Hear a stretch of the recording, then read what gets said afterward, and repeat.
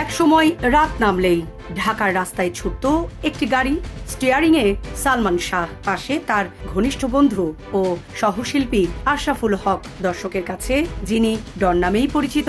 দিনের শুটিং শেষ, এরপর কোথাও যাওয়ার নির্দিষ্ট পরিকল্পনা নেই।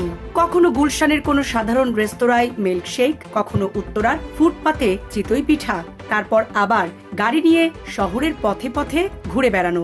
Premium commercial space is now for rent. Featuring ample parking and excellent accessibility, this 4,200 square foot space is ready. Elevate your business and call us today. Salman Shah সঙ্গে কাটানো সেই রাতগুলোর গল্প একসময় নিজেই বলেছিলেন ডন। চলচ্চিত্রের পর্দায় যিনি ছিলেন সালমানের ঘনিষ্ঠজনদের একজন, বাস্তবেও ছিলেন তার আড্ডা ও ঘোরাঘুরির সঙ্গী। সেই স্মৃতিগুলো আজ নতুন করে সামনে এসেছে অন্য এক কারণে। প্রায় 3 দশক পর সালমান শাহ হত্যা মামলায় গ্রেফতার হয়ে কারাগারে গেছেন সেই ডন।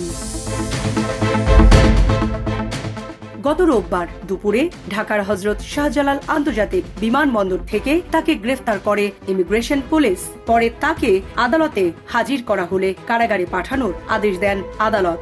একসময় যে মানুষটির সঙ্গে সালমান শাহ ঢাকার অলি গলি ঘুরে বেড়াতেন, তিনিই এখন সেই তারকার মৃত্যুর মামলার আসামি হিসেবে আইনি প্রক্রিয়ার মুখোমুখি। সালমান শাহর অভিনয় জীবন ছিল মাত্র 3.5 বছরের, কিন্তু এই অল্প সময়ে তিনি হয়ে উঠেছিলেন বাংলা চলচ্চিত্রের অন্যতম জনপ্রিয় তারকা। 27টি চলচ্চিত্রে অভিনয় করে 90-এর দশকের দর্শকের হৃদয়ে আলাদা জায়গা করে নেন তিনি। শুটিংয়ের বাইরে তার জীবনের কিছুটা সময় কাটত বন্ধুদের সঙ্গে, তাদের মধ্যে ডন ছিলেন অন্যতম ঘনিষ্ঠ।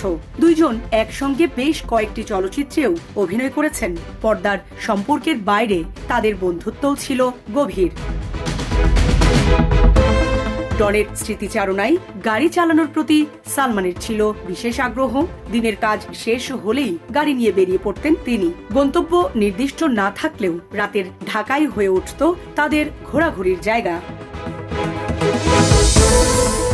সালমানের গাড়ির গতি একটু বেশি থাকতো বলেও জানিয়েছিলেন ডন। রাতের লং ড্রাইভে কখনো তারা চলে যেতেন গুলশানের একটি সাধারণ রেস্তোরাঁয়, সেখানে মিল্কশেক ছিল সালমানের পছন্দের। এমনও হয়েছে শুধু সালমানের জন্য দোকানদার রাতে দোকান খুলে রেখেছেন, মিল্কশেক খাওয়া, আড্ডা দেওয়া, তারপর আবার গাড়ি নিয়ে বেরিয়ে পড়া। সেই রাতগুলোর আরেকটি প্রিয় গন্তব্য ছিল উত্তরার ফুটপাতের একটি চিতই পিঠার দোকান। পিঠা বানাতেন এক বয়স্ক নারী, সালমান তাকে ডাকতেন নানি বলে।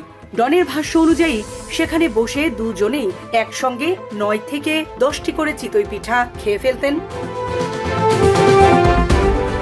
সালমানের ভেতরের মানুষটিকেও যেন এসব ছোট ছোট ঘটনা তুলে ধরে। বড় তারকা হয়েও সাধারণ মানুষের দোকানে বসে পিঠা খাওয়া, পরিচিত দোকানদারদের সঙ্গে আড্ডা দেওয়া, কিংবা রাতে শহরে উদ্দেশ্যহীনভাবে গাড়ি চালিয়ে বেড়ানো, তার জনপ্রিয়তার আড়ালে থাকা এক স্বাভাবিক জীবনের ছবি পাওয়া যায় এসব স্মৃতিতে।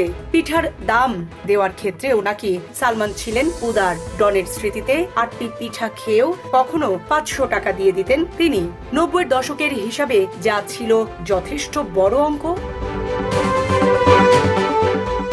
1996 সালের 6 সেপ্টেম্বর ঢাকার স্কাটনের বাসা থেকে উদ্ধার করা হয় সালমান শাহর মরদেহ।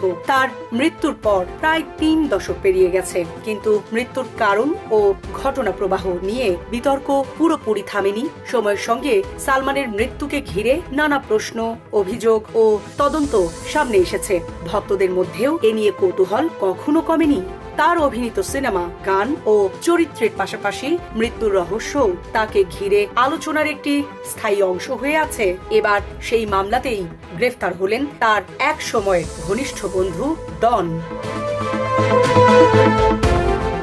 গ্রেফতারের পর ডনকে ঢাকার মেট্রোপলিটন ম্যাজিস্ট্রেট মোহাম্মদ জুয়েল রানার আদালতে হাজির করা হয়। মামলার তদন্ত কর্মকর্তা সিআইডির পরিদর্শক আরিফুর রহমান তাকে কারাগারে আটকে রাখার আবেদন করেন। তদন্ত কর্মকর্তার আবেদনে বলা হয়, মামলার এজাহারে ডন সহ অন্য আসামি ও অজ্ঞাতনামা ব্যক্তিদের বিরুদ্ধে পরস্পর যোগ সাজশে সালমান শাহকে হত্যার অভিযোগ আনা হয়েছে। মামলার তদন্ত চলমান রয়েছে। ডন দীর্ঘদিন পলাতক ছিলেন উল্লেখ করে সুষ্ঠু তদন্তের স্বার্থে তাকে কারাগারে আটক রাখার আবেদন করা হয়।